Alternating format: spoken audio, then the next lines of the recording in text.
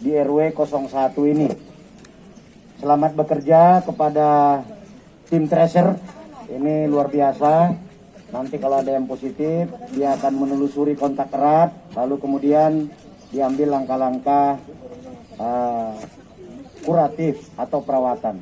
Kalau dia ringan, diisolasi mandiri, tapi kalau dia bergejala sedang atau berat, nanti akan dibawa ke rumah sakit. Mudah-mudahan ikhtiar kita ini untuk memutus mata rantai dan meningkatkan angka kesembuhan, menurunkan resiko kematian bisa terus kita gelorakan. Amin. Selamat bekerja, ini ibadah Pak. Ya Pak, di samping menolong kita juga dapat ibadah. Saya kira itu Pak RW, Pak Edi, selamat Pak. Bapak tugasnya sungguh mulia. Nanti kalau ini bisa jadi hijau, dipertahankan Pak. Kalau sudah hijau bukan berarti terus lengah, ya. Pertahankan supaya terus hijau. Supaya kita bisa kembali kerja seperti biasa lagi. Terima kasih. Assalamualaikum warahmatullahi wabarakatuh. Munduran Pak. Wabarakatuh. Pagi ini kami mengecek pelaksanaan PPKM berbasis mikro dalam bentuk kampung tangguh yang ada di RW 01 Kelurahan Pondok Bambu, Kecamatan Durensawit. Ada beberapa kegiatan yang saya lihat tadi, posko kampung tangguhnya, posko PPKM mikronya tadi di depan, kemudian di belakangnya ada ruang isolasi. Saya melihat dan berkomunikasi langsung dengan masyarakat yang sedang melaksanakan isolasi mandiri yang positif tadi.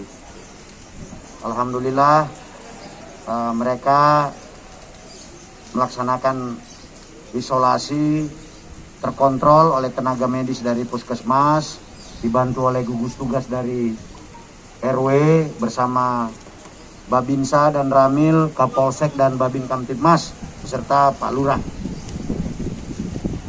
Jadi inilah bentuk gotong royong, guyup, kebersamaan.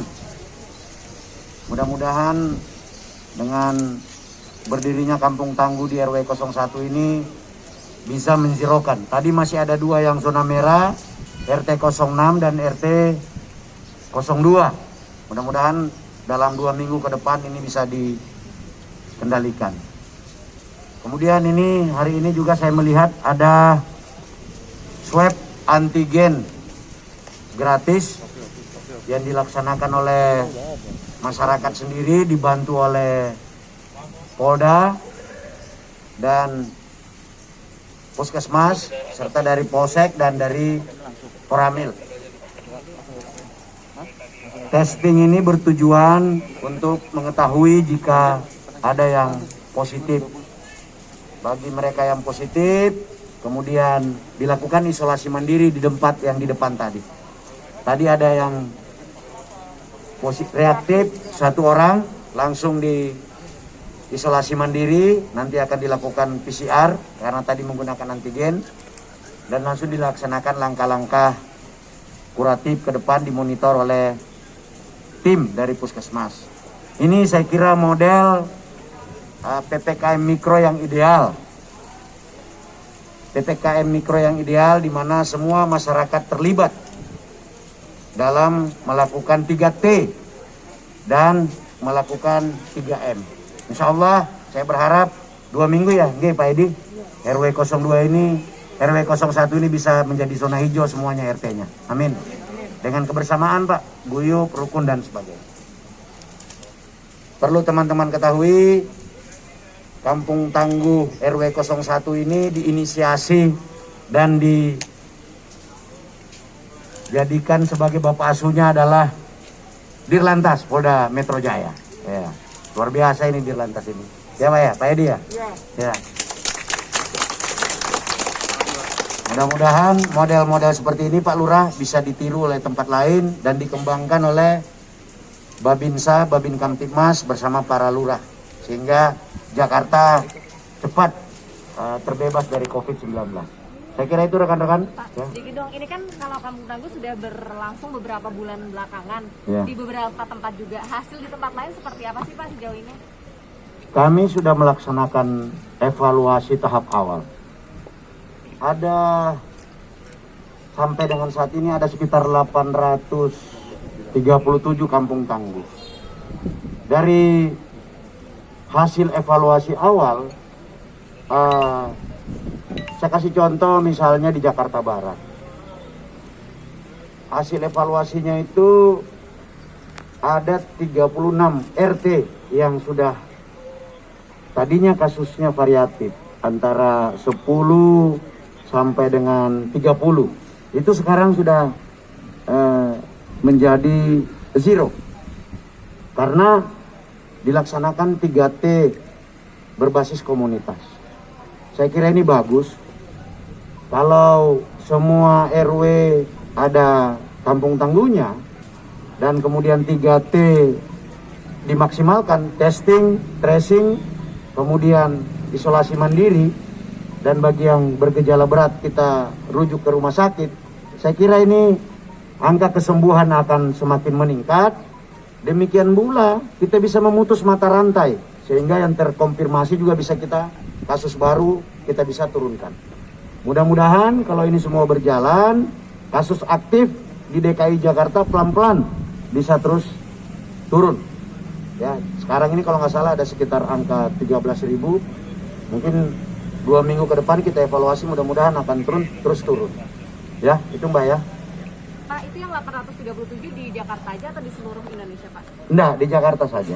Di Jakarta saja. Ya. Sudah Pak, cukup. Terima kasih ya. Ya. Terima kasih Pak Fadi tentang belum Mbak? Udah Bang. Tentang banjir hari ini lalu lintas di DKI Jakarta seperti apa? Ya, hari ini memang ada beberapa titik yang tergenang. Hitungan kita ada sekitar 40-an ruas jalan yang ada genangan tadi pagi.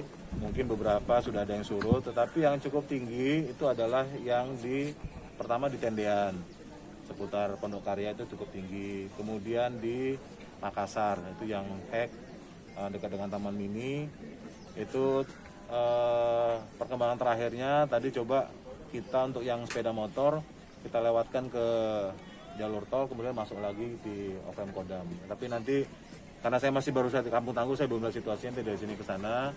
Kemudian juga yang ada genangan yang juga cukup mengganggu itu yang di jalan tol dari Cawang menuju arah Bekasi, itu juga ada genangan, termasuk di Gatot Subroto dan beberapa titik lainnya. Anggota dari pagi, dari siang malam malah, jalan-jalan yang sudah tidak bisa dilewati sudah kita laksanakan penutupan dan pengalihan arus, serta juga rute-rute alternatif, ya, rute alternatif. Dan tentu saja ini dibantu dengan seluruh stakeholder dari Polres, dari Kodim, TNI, Polri. Berarti yang terparah di mana Pak? Tadi sekitar jam 9-an itu di Tendian cukup parah, tidak bisa dilewati. Kemudian yang di Makassar ya. Di Cipinang ya Pak ya? Cipinang. Berarti himbauannya terakhir Pak? Iya, beberapa hari ke depan ini memang menurut BMKG kan masih ada cuaca deras yang cukup ekstrim. Kemudian beberapa wilayah memang ada yang secara tradisional itu warga penduduknya itu memarkir kendaraannya di pinggir jalan, seperti yang di Petogogan, kemudian yang Kalimalang arah ke sini itu kan juga mereka sudah parkir di jalan. Nah, saya mengatakan yang pertama untuk tetap menjaga kesehatan, yang kedua menjaga harta benda, artinya warga juga harus terlibat dalam mengamankan misalnya kendaraan-kendaraan yang sementara ini diungsikan. Kemudian yang ketiga tentu sebaiknya ada posko di masing-masing kelurahan yang memang sudah menjadi menjadi pemahaman masyarakat bahwa memang di situ adalah posko untuk pengungsian. Jadi ketika banjir naik mereka sudah nggak bingung mengungsi kemana gitu. Nah, RW sudah harus menentukan, Pak, nanti kalau banjir tempatnya di sini ya. Jadi nanti bahan makanan, bantuan segala macam bisa kita pusatkan di situ untuk dropping. Termasuk juga mungkin kalau ada WhatsApp group di RW, RT itu sangat berguna.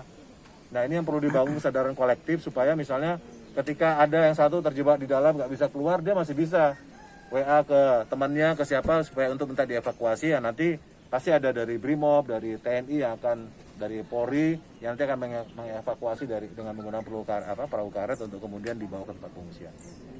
Saya rasa itu ya. Makasih semuanya. Kampung Tangguh Jaya Cakra ini ada 3 titik ya. Ini berdasarkan arahan dan kebijakan dari Bapak Kapolda bahwa masing-masing direktorat di Polda itu terlibat dalam pembangunan Kampung Tangguh sehingga tidak hanya mengandalkan kepada Polres. Dan kami dari Direktorat Polda Metro Jaya membangun Kampung Tangguh Jaya Cakra di 3 titik. Kami ambil 3 titik yang paling merah di Jakarta Timur. Ya. Yang pertama adalah di RW 2 dan RW 4 Kelurahan Makassar, Kecamatan Makassar itu merah karena kalau tidak salah kemarin ada 28 sama 15 yang penderita aktif. Ya. Kemudian di RW 01 Pondok Bambu yang saat ini diresmikan oleh Bapak Kapolda, di sini ada 14 penderita aktif. Mudah-mudahan dengan intervensi yang kita lakukan dalam waktu 2 minggu ini angka ini bisa turun. Dan yang kita bangun adalah kesadaran warga. Tadi teman-teman bisa lihat. Jadi nanti kami tidak terus-menerus mengawasi, membina. Kita akan nanti sambil berjalan, kalau sudah running, kita akan serahkan kepada warga. Kemudian kami di Tata akan membangun kampung tangguh lainnya di wilayah lainnya yang memang merah. Gitu. Jadi kita bangun, kemudian kita serahkan kepada warga, kita bimbing, mereka sudah jalan, kita pindah.